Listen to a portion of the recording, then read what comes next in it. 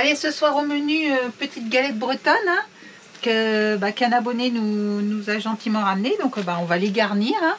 Donc du gruyère, on a mis du jambon. On est en train de faire fondre un oignon. Voilà. Et puis un œuf sur le plat par-dessus. Et puis je pense qu'on va bien se régaler ce soir.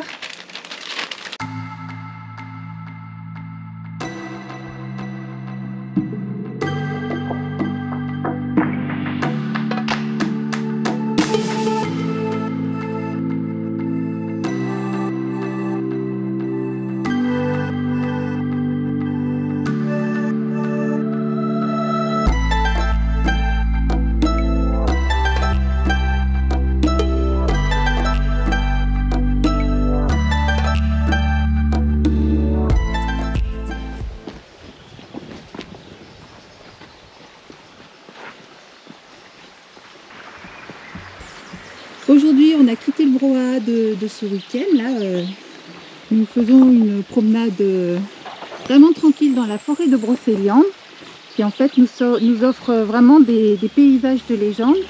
Cette forêt est entre autres très connue pour la légende du roi Arthur.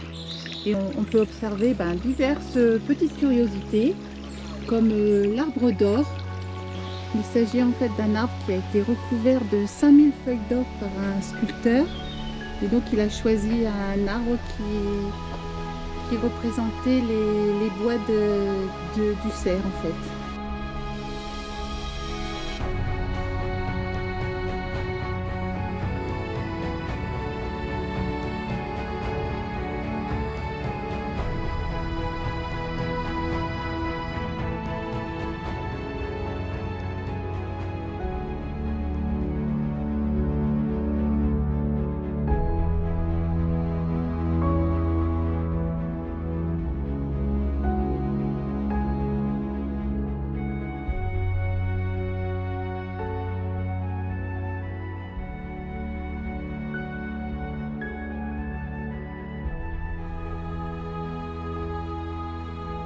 Donc actuellement nous survolons le miroir aux fées. Son nom c'est pareil, a été donné par un conteur, enfin un auteur, c'est pas le nom d'origine.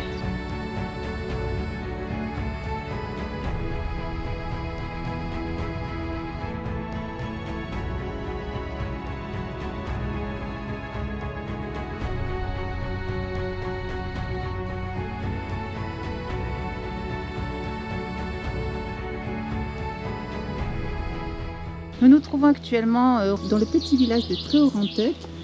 Donc vous pouvez apercevoir la petite église.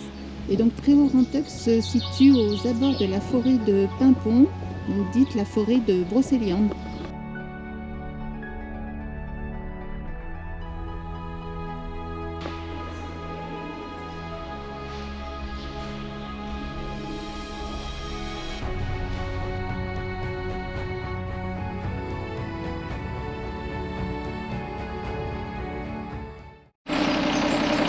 Allez, ce matin on reprend la route, on quitte notre petit spot là du côté de la forêt de Brocéliande.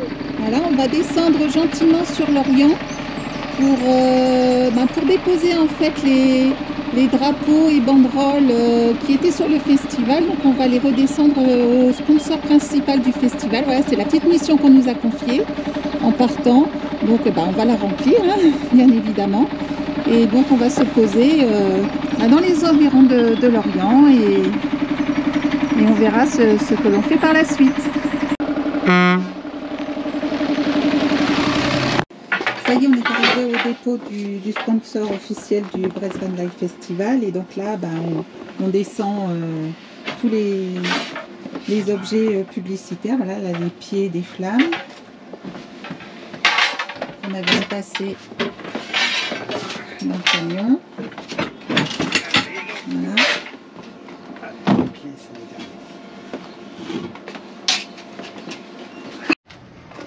Voilà, ça y est, on a tout déposé. Impeccable, mission accomplie. C'est reparti. Allez, cet après-midi, on a retrouvé les grands espaces. On est à l'est de l'Orient, sur la côte et vraiment on prend notre bon bol d'air là. Il fait super beau, on a à peu près 24 degrés, même le fond de l'air est agréable parce qu'on a fait une petite balade en trottinette là, donc non, c'est vraiment, on retrouve un peu de...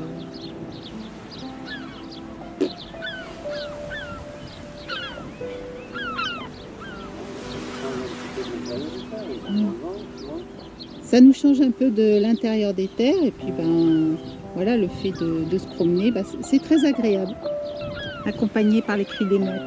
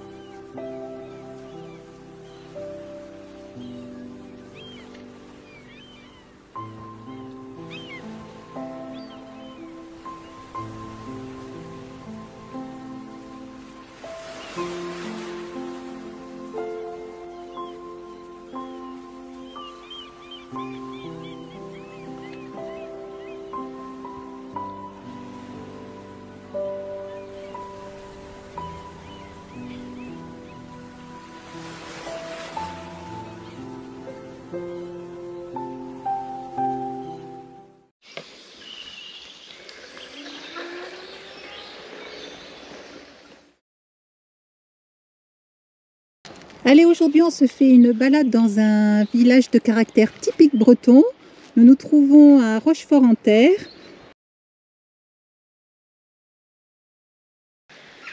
Rochefort-en-Terre est une petite cité de caractère, c'est vraiment une appellation et elle a été la première cité à obtenir ce label en 1978.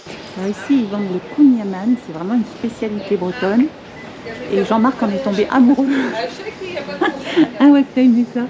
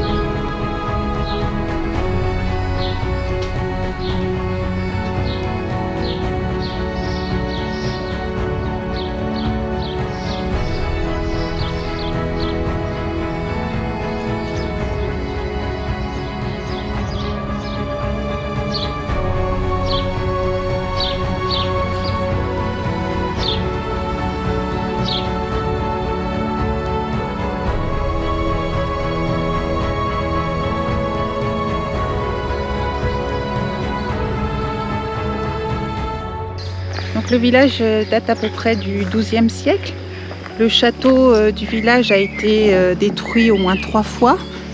Et en fait, en 1907, c'est un peintre américain qui est tombé un peu amoureux du lieu et qui a fait reconstruire un manoir qui depuis fait office, abrite un musée d'art fantastique et qui a redonné vie donc à l'endroit.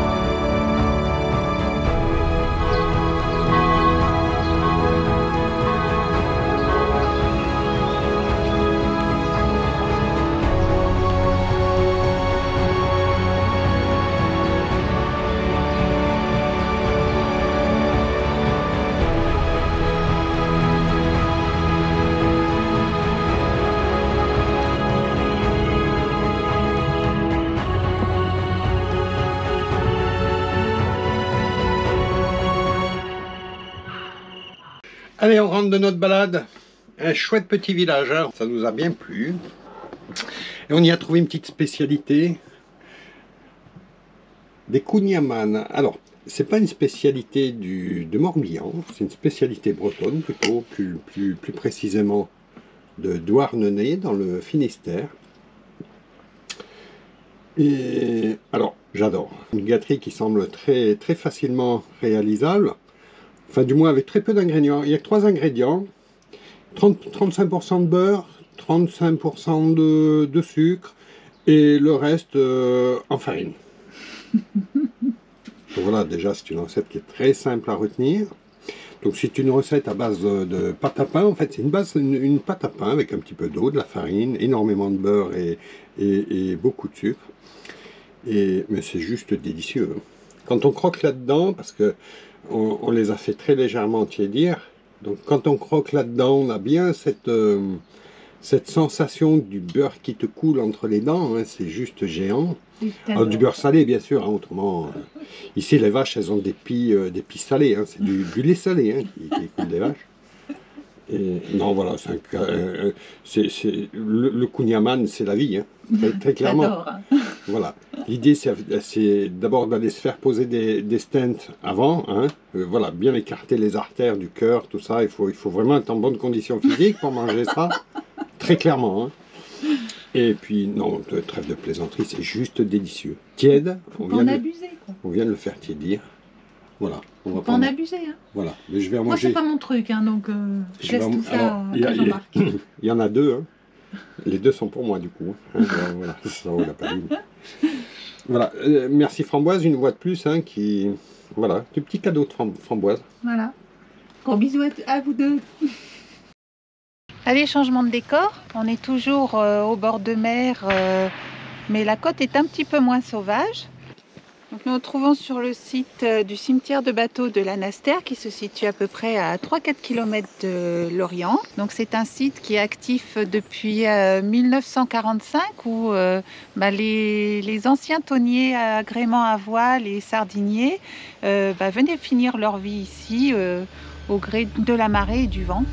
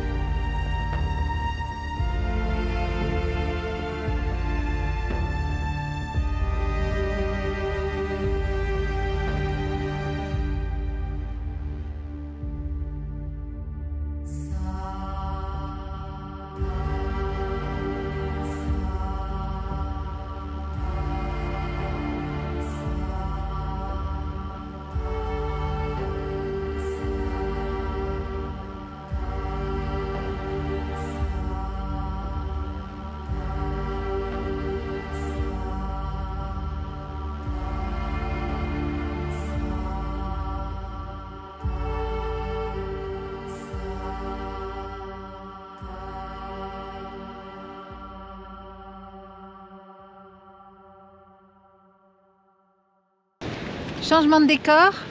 On se retrouve au bord de mer. On s'est programmé une balade le long de la côte sauvage, sur la presqu'île de Quiberon. Et c'est vraiment très tonifiant. Il y a un petit peu de vent, mais il fait super beau. La mer bouillonne autour des rochers. Là, c'est vachement sympa. Voilà, on découvre ce paysage. Donc ce doit être la saison de nidification des goélands. Parce qu'à chaque fois qu'on s'arrête pour sortir le drone, le faire décoller, en fait on se fait attaquer. Donc on vous fera quand même quelques petites images, mais voilà, un peu plus, pas trop près du bord quoi. Parce que sinon le drone il va disparaître.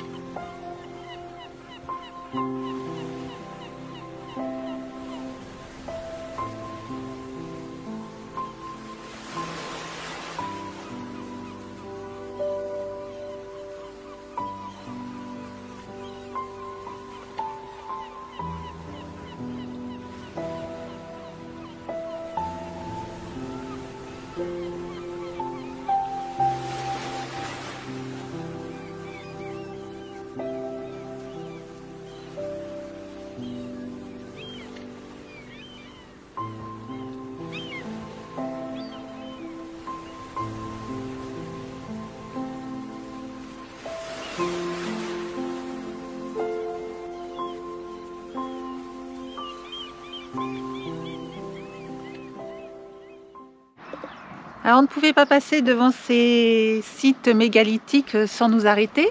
Donc on est dans la région de Carnac et il faut savoir que dans cette région il y a énormément d'alignements de pierres dressées, plus communément appelées les menhirs. Ici nous sommes sur le site de Kerzero et donc il faut savoir que ce site est le deuxième plus grand site mégalithique après Carnac. Il compte à environ 180 pierres dressées étendues sur une distance de 2 km. Bon allez, finalement nous sommes passés par Carnac pour voir ces fameux alignements mégalithiques et c'est vrai que ça s'étend vraiment sur une grande étendue.